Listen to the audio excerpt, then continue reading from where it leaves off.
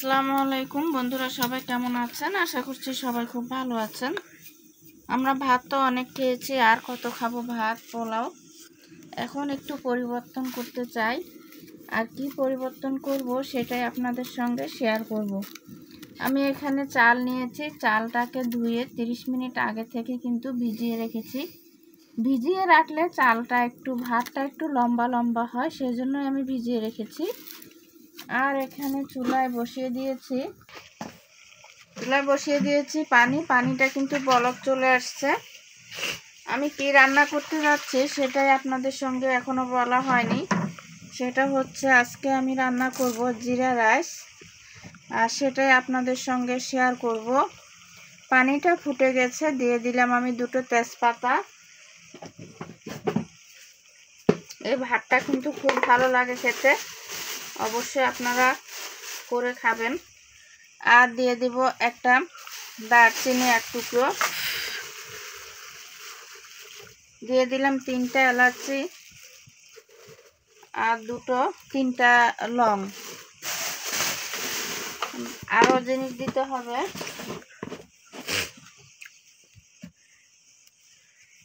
নিয়েছি একটা বড় সাইজের লেবু। আমি এই লেবুটাকে কেটে নিব।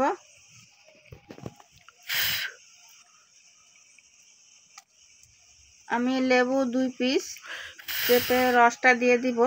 আপনারা যদি চালটা বেশি নেন তাহলে অবশ্যই বেশি দিবেন। আমি চাল কিন্তু অল্প নিয়েছি, তাই লেবুও কম দিচ্ছি। লেবুটা দিলে কিন্তু ভাতটা অতিরিক্ত সাদা হয়, দেখতে অনেক ভালো লাগে। আর দিয়ে দিব সামান্য পরিমাণে সাদা তেল। তেলটা দিলে ভাত ঝরঝরে হয়। বেশি দিব না, একদম অল্প দিব।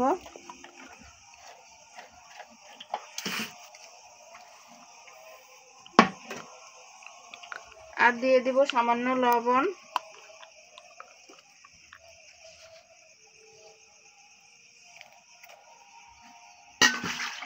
এবার দিয়ে দিব চালটা আমি আগে থেকে কিন্তু ধুয়ে রেখেছি।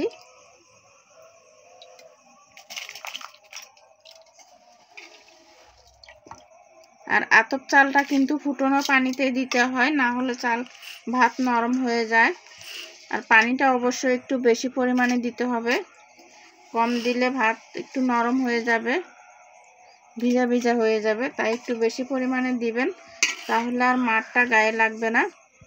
কম দিলে ভাতের গায়ে লেগে যায় মার।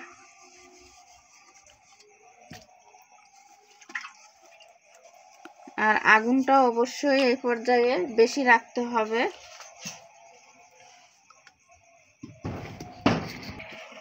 আমি এবার ভালো করে ভাতটা নেড়ে দিচ্ছি, না হলে নিচ থেকে লেগে যাবে।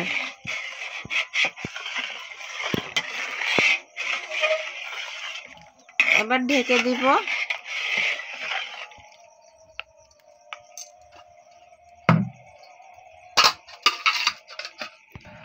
আমার ভাতটা বলক চলে আসছে, আমি এবার আরেকটু নেড়ে দিব। ভাত কিন্তু এখনো হয়নি, এই যে চালটা ভিজিয়ে রাখার কারণে চালগুলো কিন্তু অনেক লম্বা লম্বা হয়ে গেছে। আমি এবার কড়াভাবে আগুন দিব। আমার ভাতটা হয়ে গেছে, আমি এবার মারটা ফেলে দিব।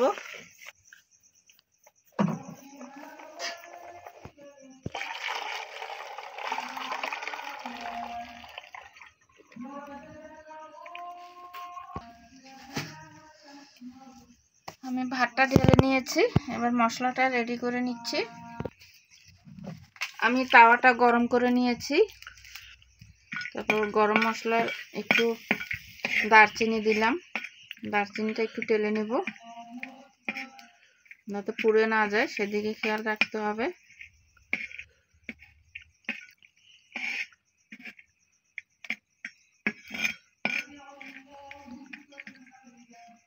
বেশি দেইনি, কারণ আমার ভাত কম। আপনারা বেশি করলেও অবশ্যই বেশি করে দিবেন।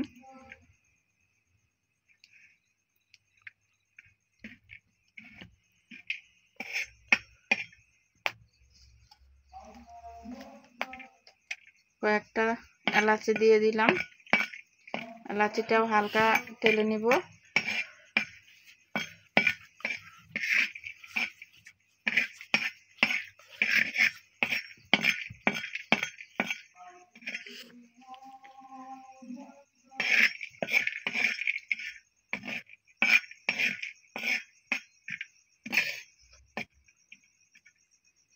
আমি এবার নামিয়ে নিব।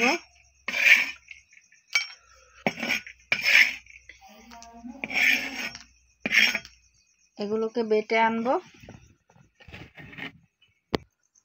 আমার ভাতটা কিন্তু একদম ঝরঝরে হয়ে গেছে। আমি এবার গ্যাসে প্যান বসিয়ে দিয়েছি।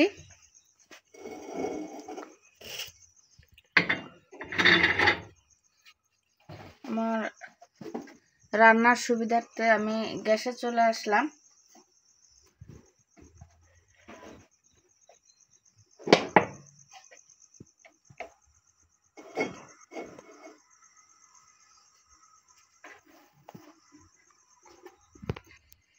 আমি এবার দিয়ে দিচ্ছি সাদা তেল। আপনারা চাইলে ঘি বা বাটার দিয়েও করতে পারেন।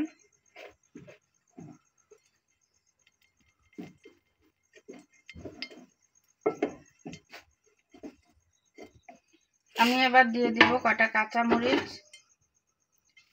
মরিচগুলো আমি চিড়ে নিয়েছি।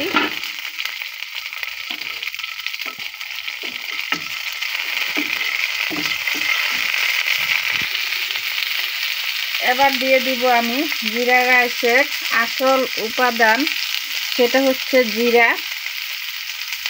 আমি জিরাটাকে হালকা ভেজে নিব,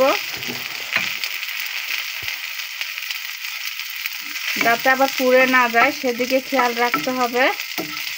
এটাই হচ্ছে জিরা রাইসের আসল জিনিস। এটা না দিলে তো জিরা রাইস হবে না, কারণ যেহেতু নামই হচ্ছে জিরা রাইস। আপনারা অবশ্যই করে দেখবেন। আমার জিরাটা হয়ে গেছে। আমি এবার দিয়ে দিব ভাতটা।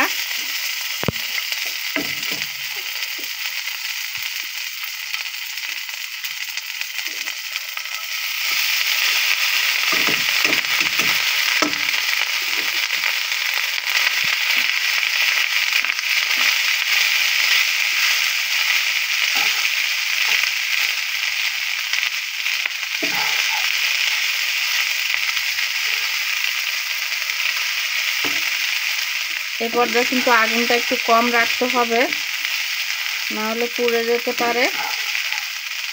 ভালো করে উল্টে পাল্টে দিতে হবে।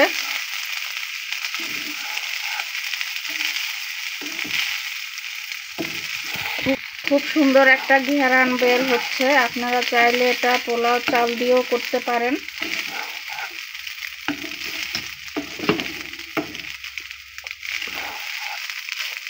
আমি এবার একটু ঢেকে দিব।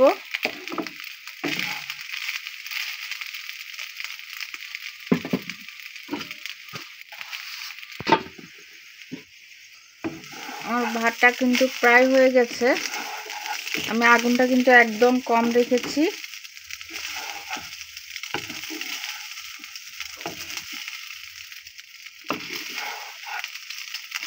আমি এবার দিয়ে দিব গরম মশলার গুঁড়া।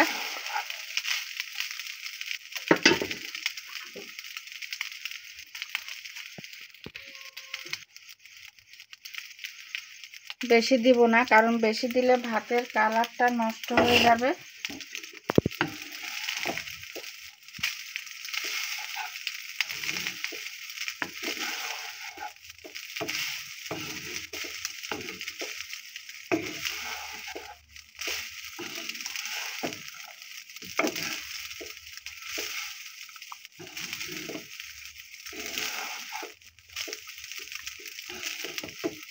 আমি আর একটু ঢেকে দিব।